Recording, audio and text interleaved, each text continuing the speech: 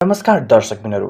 यस वर्ष 4 करोड कमाउने पहिलो फिल्म बनेको छ परालको आगो। यसको ताजा अपडेट्स लिएर म तपाईहरुको अगाडि उपस्थित भइसकेको छु। कृपया हाम्रो यस च्यानललाई सब्स्क्राइब गर्नु भएको छैन भने अरु यस्ता ताजा अपडेट्सको लागि हाम्रो च्यानललाई सब्स्क्राइब गरी साइडमा रहेको बेल आइकनलाई थिच्नुस् र यो भिडियोलाई लाइक कमेन्ट अनि शेयर गर्नुहोस्। आदरणीय दर्शकबिनहरू, 2 साता अघि प्रदर्शनमा आएको फिल्म परालको आगोले घरेलु बक्स अफिसमा 4 करोडको आँकडा पार गरेको छ। यो सँगै यस वर्ष 4 करोड कमाउने यो पहिलो नेपाली फिल्म बनेको छ। शनिबारसम्म फिल्मको व्यापार 4 करोड नागेको हो।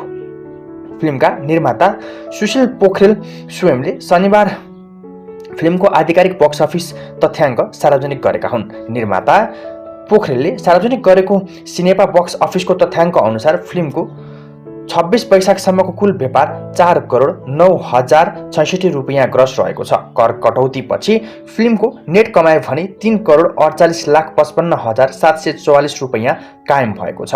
यो अवधिमा फिल्मका 1,43,570 वटा टिकट बिक्री भएका छन्।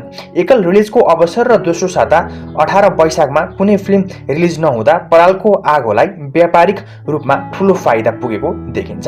यो शुक्रबारबाट भने 3 नयाँ फिल्म एकसाथ रिलिज हुँदा फिल्मको 80% कटौती भएका छन्। तर यसका बावजुद पनि शनिबार फिल्मले 11 लाख माथि व्यापार गर्ने निर्माता पोखरेलले जानकारी दिएका थिए।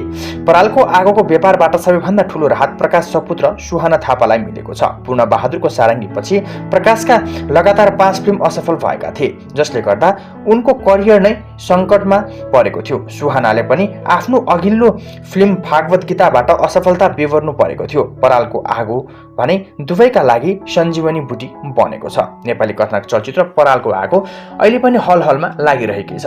परालको आगोले आज पनि राम्रै बक्स अफिस कलेक्सन गर्ने देखिएको छ। चलचित्रले आज सोमबार करिब 6 लाखको हाराहारीमा बक्स अफिस कलेक्सन गर्ने प्रक्षेपण गर्न सकिन्छ। तपाईहरु नेपाली कथानक चलचित्र परालको आगो हेर्नुभएको छैन? यदि हेर्नुभएको छैन भने नजिकको सिनेमा घरमा गएर हेर्न सक्नुहुन्छ र आगामी दिनमा यस चलचित्रले अझै कतिको व्यापार गर्छ होला त हामीलाई कमेन्ट बक्समा कमेन्ट गरेर बताउन नभुल्नु होला। अरु यस्तै ताजा अपडेट्सको लागि हाम्रो च्यानललाई सब्स्क्राइब गरी साइडमा रहेको बेल आइकनलाई थिच्नुस् र यो भिडियोलाई लाइक कमेन्ट अनि शेयर गर्नुस्। धन्यवाद। जय नेपाल।